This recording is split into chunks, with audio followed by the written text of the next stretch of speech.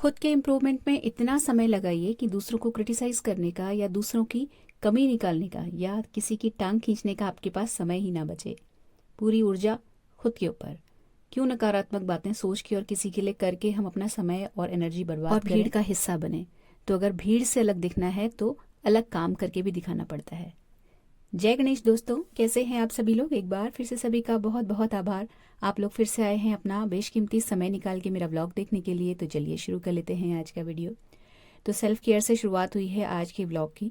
Walk पे नहीं गई हूँ आज, जिसके साथ मैं वॉक पे जाती हूँ उसके बच्चे के एग्ज़ाम्स ख़त्म हो गए हैं, तो वो अपने मायके चली गई है फ़िलहाल कुछ टाइम के लिए। और वैसे भी मैं शायद नहीं जा पाती, क्योंकि मैंने जैसा कि आपको बताया कि हम लोग का ट्रिप प्लान हो रहा है और वो फाइनल हो गया है। मतलब उसको वो थोड़ा सा बीच में फंसा हुआ था किसी वजह से, बट वो अब फाइनल हो गया है और हम लोग जा रहे हैं। तो उस जाने से पहले थोड़ा सा खुद के ऊपर काम करेंगे, क्योंकि वहाँ जाएंगे तो ऑफकोर्स सी बात है, फ़ोटो खींचेंगी, वीडियोस बनेंगी और बहुत सारे लोग जा रहे हैं हम लोग, तो ऑब्वियस सी बात है ना, थोड़ा सा अच्छा दिखने का होता है। तो यहाँ पे अभी मतलब फेस पैक तो मैं कंटिन्यूसली लगा ही रही थी, आपने इतनी बार देख लिया होगा व्लॉग में। तो अभी आज मैं थोड़ा सा अपना हाथ पैर साफ कर रही हूँ, जिसको आप कह सकते हो पेडिक्योर या मैनिक्योर, बट नॉट प्रॉपरली। जैसे पानी में वो लोग बहुत सारी चीज़ें डालते हैं पार्लर वाले, वो सब नहीं। सिंपली मैंने गुनगुने पानी में नींबू का एक बड़ा नींबू निचोड़ के डाला है, 1 चम्मच नमक डाला है बस। और ये पानी गुनगुना नहीं था, गुनगुने से थोड़ा सा तेज़ था।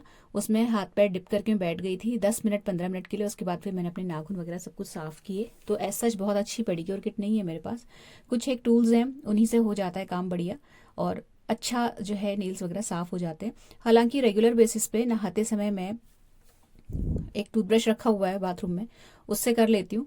बट एक वो होता है ना, अच्छे से थोड़ा टाइम बाद देखना पड़ता है चीज़ों को, वही किया मैंने आज। और होली के बाद तो वैसे ही बैंड बजी हुई थी, क्योंकि थोड़ा सा काम का स्ट्रेस और थोड़ा सा ध्यान नहीं दे पाने की वजह से चेहरा और नेल्स वगैरह सब कुछ बेकार हो रहे थे।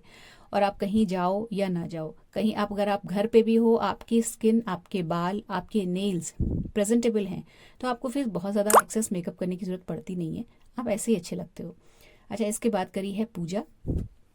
पूजा करने के बाद एक जो टास्क है आज का, वो ये है कि जब हमारी ट्रिप फाइनलाइज हो गई थी तो हमारे हिस्से में 2 चीज़ें बना के लाने को आया है। उसमें से एक है हरा वाला नमक, और एक और मसाला है जिसको बुकनी बोलते हैं, वो मैं बाद में आपके साथ नेक्स्ट व्लॉग में शेयर करूंगी। आज फिलहाल ये बना रही हूँ, तो इसकी रेसिपी वैसे मैं शेयर कर चुकी हूँ आपके साथ, बट फिर से कर देती हूँ।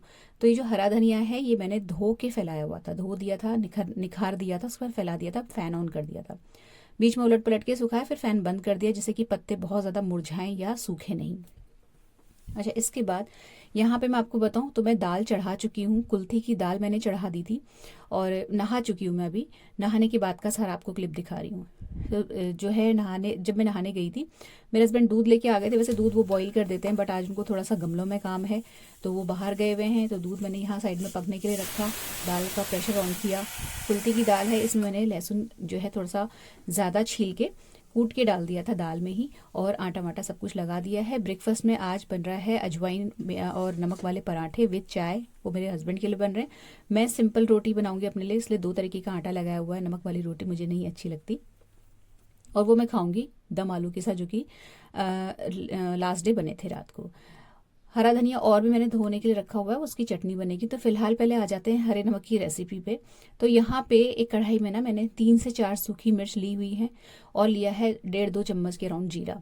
ये क्वांटिटी घटा बढ़ा सकते हैं, कुछ फ़र्क नहीं पड़ता, कम ज़्यादा जितना भी कर लो आप, कोई ऐसा बहुत ज़्यादा इशू नहीं है इसका। हरा धनिया जो है ऑलमोस्ट 100 ग्राम के राउंड मैंने लिया हुआ है यहाँ पे। और ये जो जीरा और जो लाल सूखी मिर्च डाली है ना, ये भूननी नहीं है हमें प्रॉपर। जो एक रोस्ट करना होता है ना, भूरा कर देते हैं भून भून के, वैसा नहीं करना है हमें। सिंपली थोड़ा सा गर्म करना है, और गर्म से थोड़ा सा हल्का और ज़्यादा तेज, मतलब देर तक भूनना है। मतलब प्रॉपर भूनना नहीं है, उससे पहले ही फ्लेम ऑफ कर देनी है, ठीक है, जिससे कि थोड़ा सा एक तो करारे हो जाएं और पीसने में भी इजी हो जाए, और थोड़ा सा जो फ्लेवर आएगा नमक में वो थोड़ा सा स्मोकी सा आ जाए। हरा धनिया जो धो के सुखाया हुआ था, वो मैंने डाला है मिक्सी के जार में पहले। उसके बाद यहाँ पे मैं लगातार उसको कंटिन्यूअसली हिलाती जा रही हूँ, कि जिससे कि वो जले ना। और ये जो नमक बनता है फ्रेंड्स, ये हमेशा ना वैसे नॉर्मल जो ट्रेडिशनल वे में आपको बताऊँ तो ये सिलबट्टे में पीसा जाता है, जो कि मेरे पास नहीं है। होता तो मैं ऑफकोर्स उसी से पीसती, मुझे उसका फ्लेवर बहुत अच्छा लगता है। तो हम यहाँ पे मिक्सी में पीसेंगे। अब यहाँ पे चैलेंज आता है कि नमक पीसना है, हरा नमक, और इसमें बिल्कुल पानी नहीं डलता है, सूखा पिसता है ये। तो ये थोड़ा सा एक ट्रिकी काम होता है मिक्सी में पीसने में। तो यहाँ पे मैंने पहले थोड़ा सा हरा धनिया डाला है मिक्सी के जार में, उसमें आधा कटोरी के अराउंड नमक डाल दिया है, हल्दी डाली है फॉर कलर, आधा चम्मच से थोड़ी सी कम हल्दी डाली थी। उसके बाद देखिए मैंने नीचे बेस में हरा धनिया डाला था ना, उसके बाद नमक डाला है। मतलब यहाँ पे ये सारा काम इसलिए किया जा रहा है जिससे कि नमक पिस जाए, इसलिए, क्योंकि हमने इसमें पानी नहीं ऐड करना है। जो लहसुन मैंने कूट के थोड़ा सा दाल में डाला था, आपको बोला था ना, उसी में से थोड़ा सा बचा लिया था मैंने, कूटा हुआ ही है ये। और कूट इसलिए लिया था क्योंकि कई बार मिक्सी के जार में आप बिना पानी के पीसो ना तो लहसुन पिसता नहीं है, साबुत निकल आता है। तो ये कूटा हुआ लहसुन पिस जाएगा इजीली, वो ऐड कर दिया। ये 6 से 7 कलियां थी। इसके बाद ये जीरा हल्का सा देखिए गोल्डन गोल्डन सा हो गया, इससे ज़्यादा नहीं करना है हमें, हमने वो डाल दिया। और उसके बाद ये जो लाल मिर्च भुन सी गई है, ये इसको छोटे छोटे पीस करने हैं मुझे, इसलिए मैं इसको किनारे अलग रख दिया था। थोड़ी ठंडी हो गई तो उसके बाद फिर मैं जो ये लाल मिर्च है भुनी हुई, इसको छोटे पीस में करके डाल दूंगी, जिससे कि पिस जाए और साबुत ना रहे। ठीक है। और इसके बाद इसमें जाएगा ये बचा हुआ सारा धनिया, जो कि हमने धो के सुखा के इस तरीके से डाला हुआ। तो ये सारे इंग्रेडिएंट्स यहाँ पे फाइनल हो गए हैं। अब इसमें कुछ भी नहीं डलेगा। बहुत तरीके से पिसता है ये वाला नमक जो है पहाड़ साइड में, बट मैं आपको वो वाला बता रही हूँ जो बहुत कॉमन है। तो ये हमने अब इसको पीस लेना है। तो यहाँ पे देखिए दिक्कत ये आती है कि बिना पानी के पिसेगा कैसे। तो यहाँ पे ये काम करता है नमक। जैसे ही नमक घूमता है मिक्सी के जार में ना, तो वो और हरा धनिया जो हमने धो के सुखा के रखा था, उसका जो पत्तों का रस है वो आपस में मिक्स होके मॉइस्चर क्रिएट करता है। ठीक है। और इसकी वजह से जो मसाला है यानी कि जो नमक है वो हल्का हल्का पिसने लगता है। एक बारी में बिल्कुल भी नहीं पिसेगा, आपको बार बार मिक्सी खोल के, जार को खोल के उसकी जो अंदर नमक है उसको हिलाना पड़ेगा। बिना पिसा हुआ ऊपर लाना पड़ेगा, जो पिसा हुआ वो नीचे की साइड पे पुश करना पड़ेगा। उसके बाद आप फिर से मिक्सी चलाएंगे। इस तरीके से आपको 2-3 बार करना पड़ेगा। बिल्कुल फाइन पीसने की जरूरत नहीं होती है, हल्का सा दरदरा सा अच्छा लगता है। ये थोड़ा सा देसी सा फ्लेवर आता है, क्योंकि हम जब सिलबट्टे में कोई चीज़ पीसते हैं तो बिल्कुल फाइन लुगदी जैसा पेस्ट कभी भी नहीं होता है। तो ये देखिए इस तरीके का रहेगा ये आपका पहली दूसरी बारी में। फिर से हम इसको चम्मच से हिलाएंगे, चम्मच चाकू जो भी है आपके पास, और इस तरीके से देखिए रोटेट करेंगे। हल्दी से बहुत अच्छा सा प्यारा सा कलर आ जाता है। और बस एक बार और चलाने की देर है, फिर ये फाइनल पिस जाएगा। ये जो नमक होता है फ्रेंड्स, आप दही में डाल के खाओ, छाछ में डाल के खाओ, फ्रूट्स में डाल के खाओ, सब तरीके से अच्छा होता है। हल्का सा मैंने लेके चखा है, थोड़ा सा मैं इसका तीखापन चेक करना चाहती थी, तो मुझे इसमें थोड़ा सा लग रहा था कि स्पाइस कम है, तो मैंने इसमें 2-3 हरी मिर्च और काटी हैं। उसके बाद इसको दोबारा पीसा तो ये बिल्कुल बढ़िया फ्लेवर इसका आ गया था। लहसुन का, भुनी हुई लाल मिर्च का अच्छा सा जो सौंधी सौंधी सी खुशबू थी ना, वो आ गई थी। तो हाँ, मैं आपको बता रही थी कि ये कैसे कैसे अच्छा, अगर आप उसको संतरा में, माल्टा में या किन्नू वगैरह में लगा के खाओ तो मतलब मज़ा ही आ जाता है। ख़ास तौर से अगर आप पहाड़ साइड में ट्रेवल कर रहे हैं, ये वाला नमक रखिए साथ में डिब्बी में। जी मिचलाता है ना, तो इसको किसी भी फ्रूट में डाल के खाइए, आपका जी मिचलाना बंद तो नहीं होगा। देखिए जिसको प्रॉब्लम है वो तो रहेगी, लेकिन बड़ा अच्छा सा जो है मुंह का टेस्ट चेंज हो जाता है और बहुत मज़ा सा आ जाता है। मतलब चेहरे मुंह के अंदर ना ऐसा लगता है ब्लास्ट सा हो गया फ्लेवर्स का, इतना बढ़िया मज़ा आता है इसको खाने में। तो ये जो नमक है ये फेमस है हमारे फ्रेंड सर्कल में। हालांकि जो हमारा सर्कल है इसमें कोई पहाड़ का बंदा नहीं है, लेकिन वो मेरे मतलब हम लोग उनके साथ जाते रहते हैं ना, तो हमने उनको एक बार ये नमक चखाया तो वो इसके फ़ैन हो गए। तो वो जब भी जाते हैं तो हमसे उनकी यही डिमांड रहती है कि ये नमक ज़रूर लेके आना। और जब ये जाता है, मतलब मैं लेके जाती हूँ ना, तो ये कभी घर लौट के नहीं आता, जो भी बचता है वो लोग आपस में ले लेते हैं सबका सब। तो मैं थोड़ा सा ज़्यादा ही पीसती हूँ। तो ये जो नमक जब पिस गया, फाइनल हो गया, तो इसको देखिए प्लेट में इस तरीके से फैला देना है। अब आप इसको ऐसे ही भी स्टोर कर सकते हो, नो प्रॉब्लम। ये बिल्कुल ख़राब नहीं होता, 6-7-8 महीने, साल भर तक भी रखेंगे ना, कुछ नहीं होता इस नमक को। हाँ, ये हो सकता है कि थोड़ा सा इसका जो कलर है बाय द टाइम चेंज हो जाएगा, और जो थोड़ा सा फ्लेवर है उतना अच्छा नहीं आएगा जितना कि फ्रेशली पिसे हुए हरे नमक में आता है।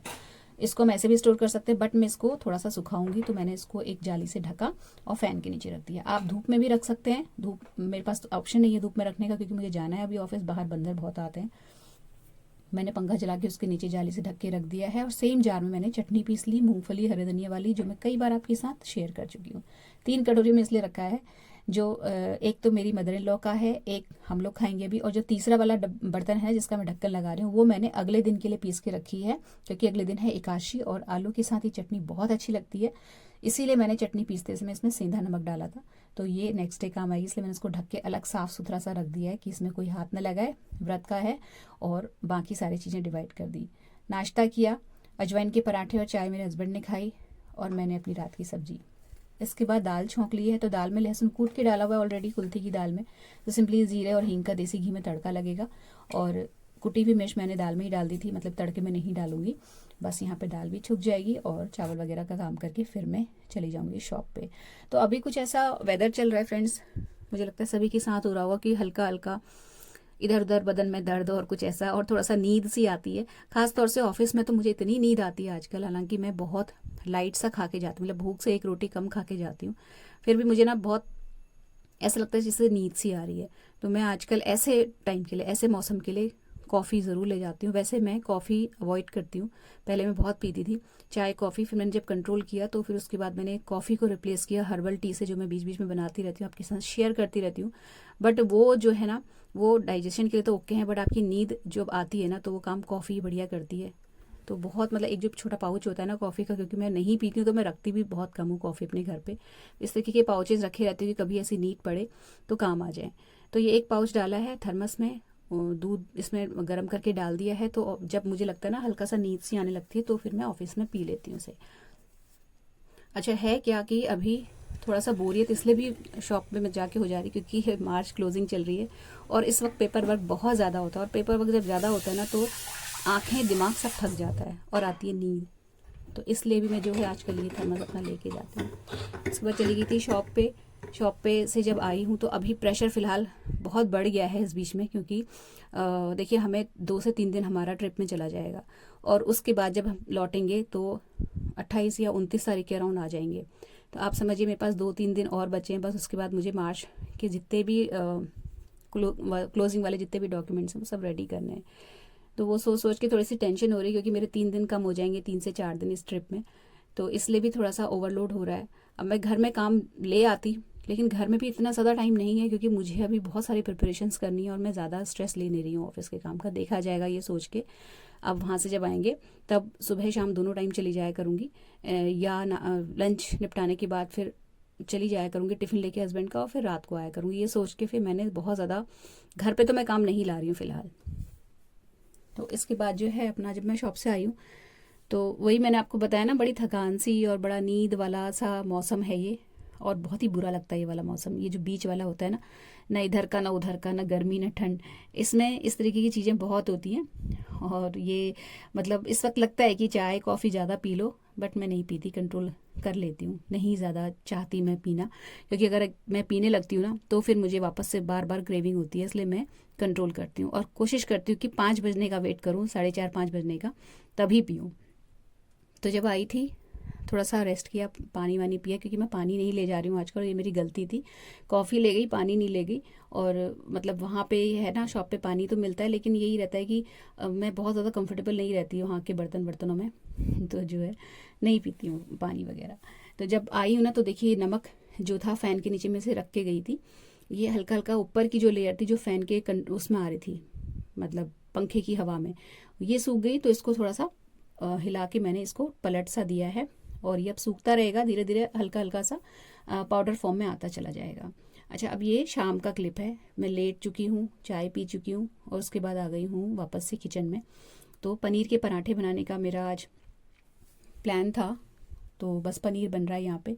तो पनीर कैसे बनता है, कैसे बनाती हूँ, मैं बहुत बार आपके साथ शेयर कर चुकी हूँ ओरली, फिर भी बता देती हूँ कि जब दूध आप रखो ना फ्रिज में, इसमें सॉरी गैस के ऊपर, तो आपको विनेगर और पानी का बराबर सोल्यूशन बनाना है। दूध बॉईल हो जाए या बॉईल होने से थोड़ा मतलब तेज़ गर्म हो जाए, और आप वो सोल्यूशन को डाल दो, बढ़िया से जो पनीर है, जो छेना है, हरा पानी अलग अलग हो जाता है, उसको छान लीजिए, कपड़े में बांध के कस के दबा के रख दीजिए किसी हैवी चीज़ के नीचे, अच्छा बढ़िया पनीर बन जाता है। अभी मेरे पास कपड़ों का भी बहुत भंडार पड़ा हुआ है प्रेस करने का, वो भी है, प्लस मैंने जो अपना कॉट सेट सिलने को करा हुआ है वो भी इनकम्प्लीट है, तो मैं चाह रही हूँ कि वो बन जाए तो उसको फिर मैं पहन पाऊँ, चाहे ट्रिप में पहन लूँ या जो भी हो, जैसा भी हो। हालांकि वहाँ पे अभी ठंड है नैनीताल में, मैं जैसा कि मैं टेम्परेचर देख रही हूँ है वहाँ 15 से 20 डिग्री का दिखा रहा है। हालांकि सनी डे है तो दिन में तो गर्मी मतलब ठीक रहेगा मौसम, बट सुबह शाम ठंड होने वाली है वहाँ। तो एक तो ये भी है कि पैकिंग का भी चक्कर है, मार्च क्लोजिंग का भी चक्कर है, घर भी थोड़ा सा ठीक ठाक करके जाना है, क्योंकि आपकी एब्सेंस में आप जब छोड़ के जाते हो तो घर वाले जब आएंगे देखेंगे तो थोड़ा सा इंप्रेशन ख़राब ना पड़े, इसलिए वो भी सब साफ़ सूफ करके जाना है। तो ये आटा हुआ रखा था ना, तो इसका मैंने मुंह खोल दिया, डब्बा रख दिया है धुलने के लिए, क्योंकि लास्ट 2 टाइम से मैं आटा बिना धोए भर दे रही थी डिब्बे में। अब धोऊंगी इस बार।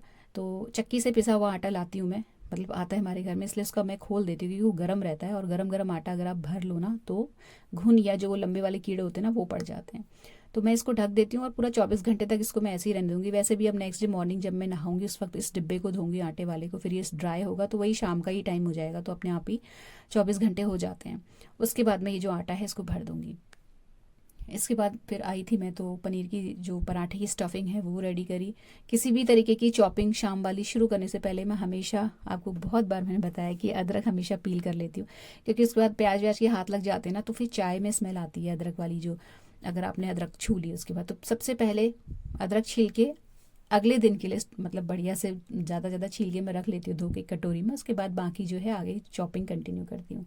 तो आटा नमक वाला लगा दिया, स्टफिंग रेडी कर दी, और बस उसके बाद फिर मैं आ गई थी प्रेस करने के लिए। तो प्रेस करने के लिए जो आपको कपड़े दिख रहे हैं ना, ये मैं अभी सिर्फ 5 या 6 शर्ट्स लाई हूँ अपने हस्बैंड की। बाकी वो कपड़े हैं जो मैं वहाँ पहनूंगी, मतलब ट्रिप के दौरान, तो वो आयरन करने अभी। तो पूरा ढेर उठा के मैं नहीं लेके आई। और ये जो कॉर्ड सेट है ये बस फाइनल हो गया है, इसको थोड़ा बहुत सुई वाला काम बचा है तो इसको भी मैं आयरन कर ले रही हूँ लगे हाथ। जो सुई वाला काम है वो मैं करती रहूँगी धीरे धीरे, मशीन वाला काम ख़त्म हो गया मतलब। तो ये जो कपड़े आपको दिख रहे हैं ना, मैं इस हिसाब से प्रेस कर रही हूँ हस्बैंड की शर्ट्स वगैरह की। अभी फ़िलहाल 2-3 दिन और वहाँ से नैनीताल से आने के बाद 3-4 दिन तक उनका काम चल जाए। उसके बाद जो ढेर बाकी बचा हुआ है वो प्रॉपर बाद में प्रेस करूँगी, क्योंकि आने के बाद भी मुझे मालूम है मुझे बहुत ज़्यादा टाइम मिलने वाला है नहीं। आते ही मुझे ऑफिस ही भागना पड़ेगा, तो ये सारे काम के लिए मुझे टाइम नहीं मिलेगा, क्योंकि दिन में जाऊँगी तो रात को ही लौट के आ पाऊँगी। तो इसीलिए जो है अभी से 5-6 शर्ट्स एक्स्ट्रा प्रेस करके चल रही हूँ कि आने के बाद सीधे इस काम में मुझे टाइम बर्बाद ना करना पड़े। प्लस यहाँ पे मैंने वो वाले कपड़े भी आयरन कर लिए जो मुझे पहन के जाने हैं, वो मतलब फाइनल कर लिए थे। और अभी भी वो जो ढेर आपको दिख रहा था ना, मैंने आपको दिखाया था बेड के ऊपर पड़ा, वो मैं आज भी नहीं समेट के कर पाई हूँ उसका काम। ये सोच रही हूँ कि पहले ज़रूरी सारे काम निपटा लूँ, उसके बाद उसको हाथ लगाऊंगी लास्ट में, क्योंकि अगर वो रह भी जाएगा तो मैं उसको एज इट इज़ ढक के भी जा सकती हूँ। बट उसको करने के चक्कर में ज़रूरी काम ना छूट जाए, ये सोच के फिर मैंने उसको ऐसे ही छोड़ दिया। आज मैं प्रेस का ही काम निपटाती हूँ। इसके है क्या कि मतलब मुझे ये फ्रीडम नहीं है कि मैं रात को, आधी रात को अपने कामों को निपटा पाऊँ। मैं आपको सही बताऊँ तो अगर मेरे हस्बैंड नहीं होते हैं या वो कहीं चले जाते हैं बाहर ना, तो मैं अपने सारे काम रात को 12-12, 1-1, 2-2 बजे तक भी निपटा लेती हूँ, नो प्रॉब्लम। मुझे अच्छा लगता है एकांत में काम करना। लेकिन जब वो घर आ जाते हैं फिर वो मुझे करने नहीं देते उनका कहना है कि टाइम से सो, टाइम से उठो, क्योंकि वो खुद भी सुबह स्टेडियम जाते हैं और मैं भी सुबह वॉक पे जाती हूँ। तो और फिर मेरा तो यह है कि मैं दिन में रेस्ट कर लेती हूँ, बट वो बिल्कुल भी रेस्ट नहीं करते हैं दिन में, और दिन भर भागने का काम, दिमाग का काम रहता है। तो उनका कहना है कि टाइम से खुद भी सो और मुझे भी सोने दो। तो इस चक्कर में ना मेरे जो काम है मुझे उनके आने से पहले निपटाने पड़ते हैं, और वो अपनी जगह बिल्कुल सही है। भाई टाइम से सोना और टाइम से उठना बहुत ही ज़्यादा ज़रूरी है हम सब के लिए। तो फिर मैं ज़्यादा कामों को ऐसे मैनेज करती हूँ कि ज़रूरी काम निपटा लिए, बात के काम छोड़ दिए, नेक्स्ट डे हो जाएंगे, कोई वो नहीं है। तो यहाँ पे फाइनल हुआ मेरा प्रेस वाला काम। अच्छा, जो मशीन जो मैंने लगाई हुई है सिलाई मशीन की, वो पूरी एज इट इज़ फैली हुई है। वो मैंने जब लास्ट डे स्टिचिंग करी थी ना तो मैंने उसको समेटा नहीं था पूरा, मतलब आधा कमरा उसी कपड़े से, कतरनों से और धागे से, कैंची वैंची सब ऐसे ही फैली हुई है। तो मैंने यहाँ पे बस पहले प्रेस करी। प्रेस यहाँ से हटाऊंगी नहीं मैं, हरा नमक भी देखिए यहीं पे सूख रहा था, तो फ़ैन ऑन है अभी भी। और प्रेस इसलिए नहीं हटा रही हूँ कि सोच रही हूँ कि अगर जाने से पहले टाइम लगेगा तो और कपड़े थोड़े बहुत प्रेस करके चली जाऊँगी, इसलिए मैंने यहाँ पे जो सेटअप लगा हुआ है ये नहीं हटाया। और उसके बाद मैं आ गई हूँ अपने सिलाई वाले रूम में। तो इतने में मेरे देखिए हस्बैंड भी आ गए थे, वो नहाने जाते हैं, उनके नहा के आने से पहले मुझे ये सब कुछ समेट के पराठे सेकने हैं फटाफट से, जिससे कि हम लोग खाएं और टाइम से सोएं। तो यहाँ पे जितनी भी आपको कतरनें दिख रही है ना, ये सारी की सारी देखिए इसमें से जो छोटी होती है, मैं आपको हर बार का बता रही हूँ, जब भी मैं कोई नई चीज़ सिलती हूँ ना तो जो बहुत छोटी सी ऐसी लगती हैं टुकड़े कपड़े के जो कि काम नहीं आने वाले होते हैं या जिनका कुछ यूज़ लगता नहीं है मुझे, इतने छोटे छोटे से होते हैं, उनको तो मैं फेंक देती हूँ। लेकिन जो बड़े बड़े पीस होते हैं उनको मैं अच्छे से तहा के रख लेती हूँ। तो ये रहता है कि अगर फ्यूचर में कभी कोई उस जो हमने स्टिचिंग करी है जिस चीज़ में, तो अगर वो कुछ डैमेज होता है तो ये कपड़ा काम आ जाता है।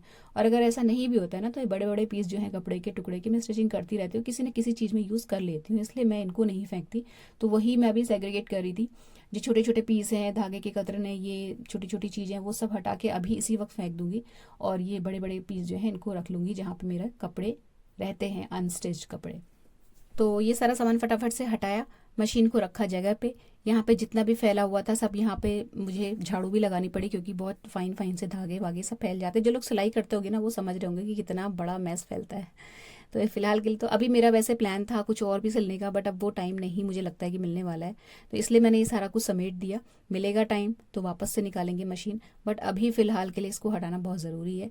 और ये सब कुछ हटा के यहाँ पे अच्छे से झाड़ू वाड़ू लगा के मैंने, जिससे कि कोई सुई हुई छोटी मोटी चीज़ अगर हो तो वो पैरों में ना लगे, सब साफ़ किया। और यहाँ पे आके फिर मैंने पराठे सेकने शुरू कर दिए। तो ट्रिप से रिलेटेड आगे जो भी अपडेट्स होंगे वो आपको मैं लगातार ब्लॉग्स में देती रहूँगी। बनी रहिएगा इसी तरीके से मेरे वीडियोस में। ये वीडियो अच्छा लगा हो तो लाइक और शेयर ज़रूर कीजिएगा, कमेंट्स कीजिएगा, चैनल को सब्सक्राइब करके बेल आइकन हिट करना मत भूलिएगा। मिलते हैं अगले वीडियो में।